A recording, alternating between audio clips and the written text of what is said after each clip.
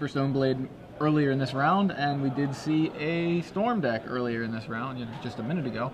Benjamin Ball there on Ad Nauseam Tendrils, and Bernie Wen, we saw him earlier today on Esper Stoneblade. Bernie Wen is like Shaheen is Bernie's like champion, something. He's very excited to see Bernie playing these decks. It's basically everything that Shaheen plays. He played like Shaheen 75 in Standard, and I think very similar to Shaheen 75 in Legacy.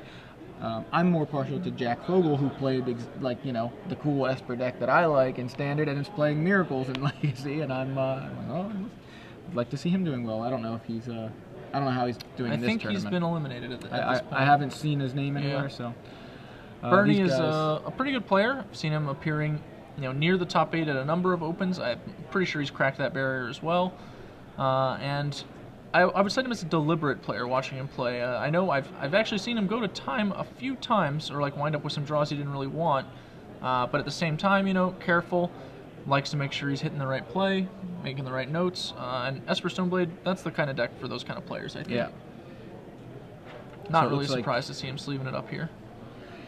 Looks like we're headed to game 3 here. These guys have about 18 minutes left. Still sideboarding, it appears. We're counting sideboards. Yeah, I think he was just confirming. Yeah. Make sure he got it right. Bernie's sideboard's pretty interesting.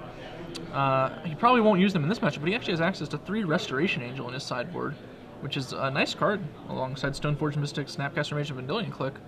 But beyond that, as far as this matchup goes, he's got Cabal Therapy, 2 Surgical Extractions, maybe a Relic, maybe a Nihil Spellbomb. They're not the best, but they're probably better than some other cards in the deck. And Spell Pierce. And that looks to be about all he's going to be bringing in. Yeah, on Benjamin's side, very similar to what we saw earlier, the Wish board. He's just got 3 copies of Burning Wish, but still quite a Wish board here. Other than that, he's got 3 Dark Confidants, 2 Inquisitions of Kozilek, and 2 Chain of Vapor. And I imagine he possibly wants the Inquisitions to, kind of make sure the coast is clear against the deck that's packing counter spells. Other than that, I don't think he necessarily needs anything else that he's that he can't just wish for. Yep, this is game 3, so Benjamin may have gotten a look at whatever hate Bernie has to offer at this point, and that could also affect his sideboarding strategies. Like maybe he, doesn't, maybe he brings in some of the discard spells over others. Maybe he decides he wants access to something like Chain of Vapor. I don't really think he would, but it's kind of hard to predict what people are going to go for. Maybe he lost a Sword of Feast and Famine in game 2. Yeah. You never know. So he wants his Naturalized. Oh, wait. We'll go with Shattering Spree. We'll go with that. So it looks like a mulligan from Benjamin. And yeah, it's another tough thing about these combo decks. You need the right pieces, and sometimes that just necessitates. I think these combo decks kind of tend to mulligan more often than more straightforward decks that. I think that combo decks. You might say that they tend to take more mulligans, but I think that fair decks should actually be taking more mulligans. Oh, that's a fair point. The converse there, I think people keep pretty loose. We've seen that this weekend quite a bit with some interesting keeps, but kind of would like to ask the players what they're thinking, on the sideline reporter, thing. Just, hey, so what was the deal there when you kept no lands? I admit to being, a little aggressive on mulligans. I like to mulligan more often than not. Because whenever I think, like, man, I should have mulliganed that, I greatly dislike that sensation. Yeah.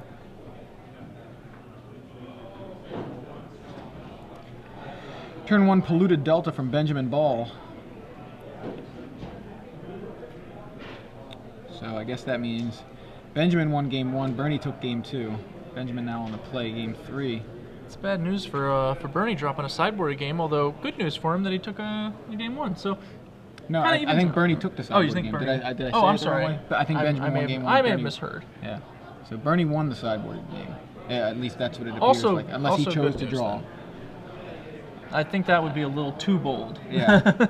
You just saw Adam Prosak ad nauseum, giving us a show. So Duress from Benjamin Ball to clear the coast. You see the he brought in Restoration Angel. Yeah. I think I like that reasonably well if you're going to lean on your permission in the matchup.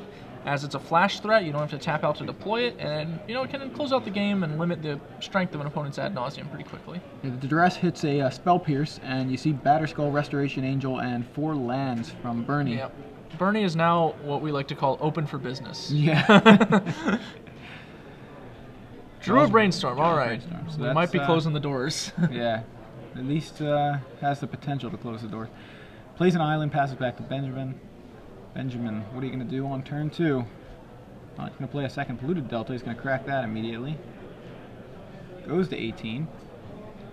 Likely searching up an island after having seen Wasteland. Yes, there was 1 Wasteland in Bernie's hand.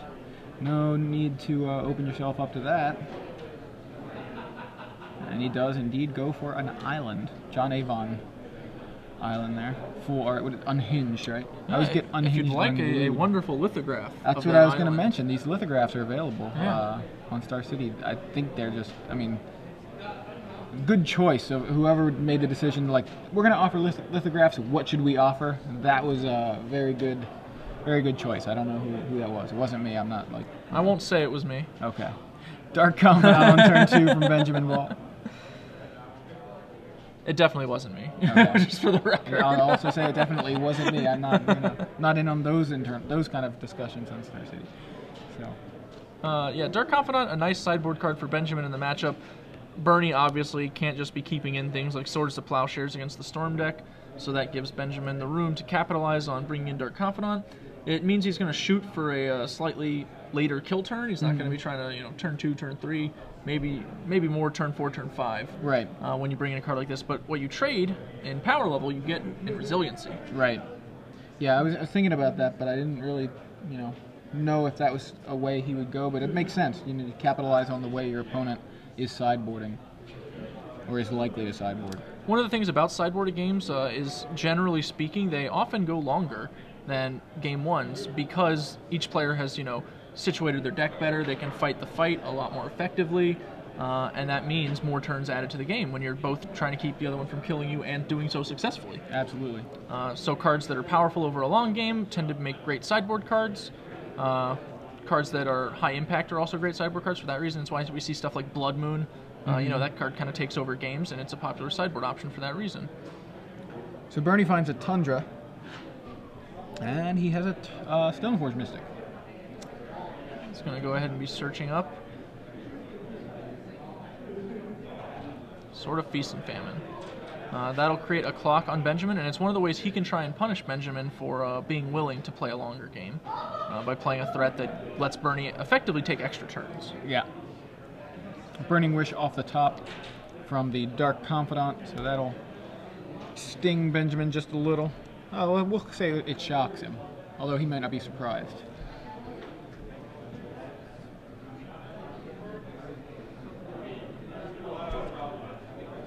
Some shuffling here after Bernie's tutor heavy turn 2.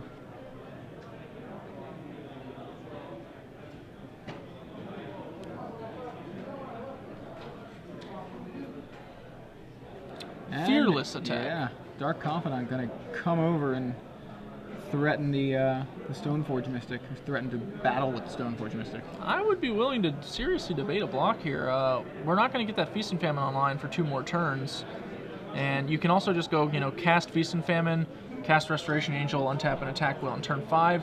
You're attacking a turn later, but you're also depriving your opponent of the cards from Dark Confidant, so it's definitely a decision, and you saw Bernie think about it. Yeah, he did end up taking the 2. Yep. And untaps, draws for his turn. I think he has a Brainstorm here, and if he has a fetch land, he will likely fire it before passing turn to go ahead and get his hand a little better situated. There is a fetch land. He's going to pass. He can Brainstorm during the end step as well. I suppose if I were doing it, I would probably upkeep it, but it kind of depends on what the rest of his hand is, and specifically his sideboard composition could have changed some things as well. So Benjamin gets a free Polluted Delta off of Dark Confidant there. Pain-free, that is.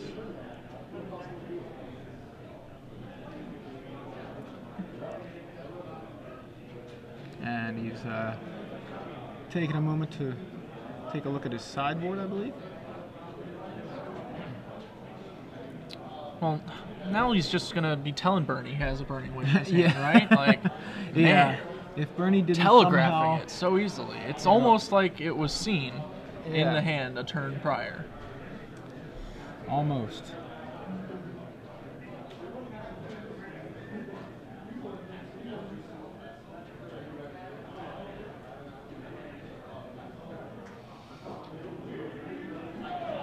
All right, some decisions being made here, I guess. I don't know. I would like to take a peek at his what he's looking at, because we like to see kind of how he boarded. I guess we can kind of take a look at his board, since it is mostly Burning Wish targets anyway. What is it he's worried about? Is he considering a shattering spree, just worried about the Sword of Feast and Famine? Is that what he's looking to answer?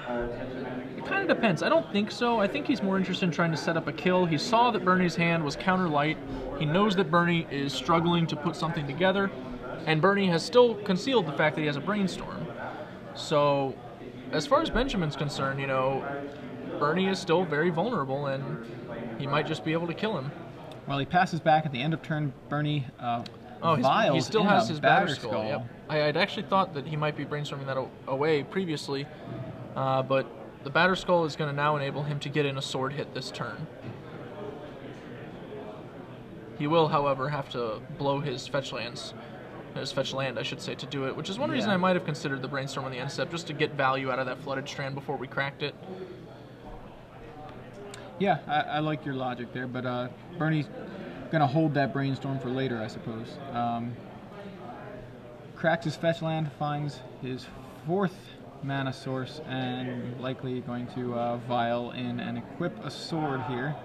Connect for 6, untap his lands, and what else does he have to do in his hand? Could he play like a Gideon or something? Well, he has the Restoration Angel still. He's also got Chase the Mind Sculptor. And he has access to that Brainstorm, which, as we've said, can, you know, dig him into some disruption. And I think he's mostly going to try and just sit back and use this Batterskull to, you know, club Benjamin to death in short order. Yeah, so he untaps his lands here. Benjamin discards. We don't see what he discarded. Oh, here it is. It's going here. It's Passing Flames. That's fine discard for Benjamin. Yep. But Benjamin now at 10, facing down, well, 7 power worth of guys right now. Yeah, if Bernie had held open 4 mana for the Restoration Angel, he could theoretically threaten lethal in conjunction with Stoneforge Mystic, but obviously Benjamin not likely to attack his Dark Confidant into Batterskull, so a blocker would definitely exist on the previous turn anyway. So he's just going to use this Brainstorm, try and find some help. But I can't help but think we probably just should have fired it on Benjamin's end step, because now that would be our second Brainstorm. We'd have basically seen an additional, you know, 5 to 6 cards depending on how we chose to stack our draws. Dark Confidant continues to be kind to Benjamin, where he gets a Lotus Petal for free off the top. And this is Game 3, Round 8 of 9 of StarCityGames.com Legacy Open in Indianapolis. Benjamin Ball trying to figure out how to both defend himself against Bernie Wen's Batterskull. Well, really it's just a germ holding a Batterskull and a Sword of Feast and Famine, and simultaneously execute his own combo. So it looks like he's going to do something here. He's got a Dark Ritual, and that appears to have resolved. And you see that's the Storm count, and that's the mana count. So 3 black mana in his pool. He's going to crack Polluted Delta there. Imagine he'll be getting a Badlands or Volcanic Island. Volcanic Island, yep.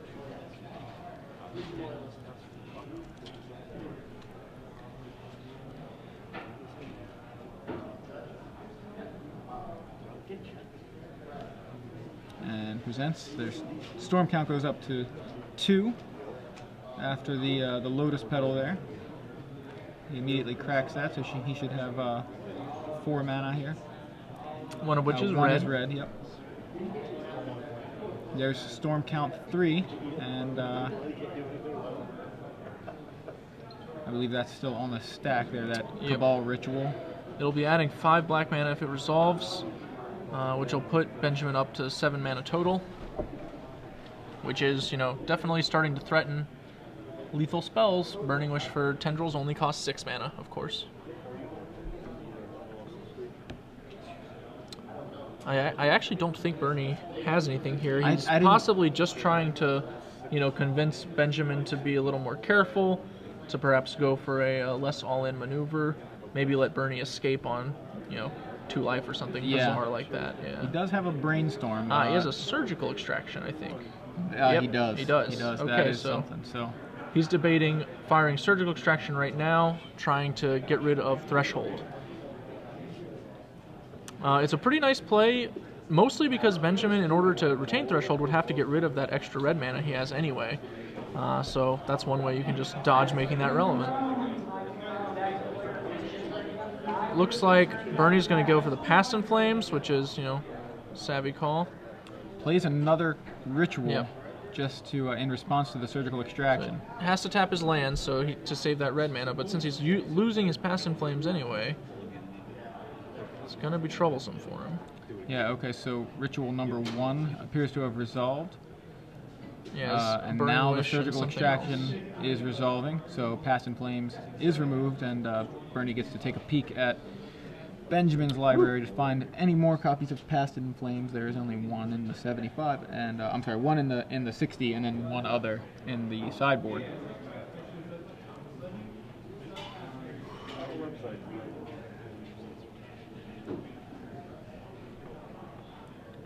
Currently, Cabal plus Wish. Apparently, a 3rd Cabal Ritual is his other card in hand, which means he's going to be just going for the Tendrils kill, I think, this turn, right? Unless our Storm is too low. I can't tell where we are on it. I think we're on 5, unless that count is off. So Storm count should be. I feel like we might have missed one. He went Ritual, Lotus Petal, and now Ritual. This is just Benjamin's side. Surgical extraction. So there's, I think. Well, yeah, 9. I'm confused. Right? No, we're going 7 here. Yeah, it looks like 7. Well, we need 11 spells to kill with a Tendrils. Yeah, he's so getting up there. what are we grabbing? He's got a lot of spare black mana, so he can go for one of his other card drawing effects here. Yeah, he went Dark Ritual, Unless he Lotus sideboarded Petal, in. Ritual, and then there was Surgical Extraction, then he went Other Ritual, and then 3rd Ritual, and now he's burning Wishing, right? Yep, so it's 7. I'm getting, okay, it's correct. 7. Burning Wishing sounds, it's a very weird thing to say. Storm count of 7. Adam Prosak doesn't know how to play this deck. Grim Tutor hanging out here is going to take us to 8, but it's also going to cost us 3 life. Yeah. Puts us to 6. And the Storm count should be up to 8 here. He needs 3 more spells.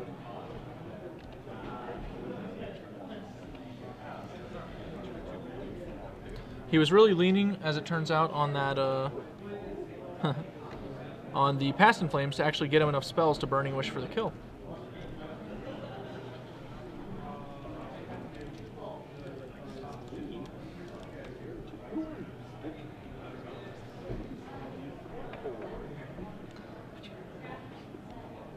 This is the grimmest of tutors. I found a fine deal on Grim Tutor from Star City Games myself. Oh yeah? Look at that. Infernal Tutor, he's chaining these rituals together to get up to a high enough spell count. Be up to 10 now, right? I think that's 9. It's 9, I'm sorry, it's 9, yeah.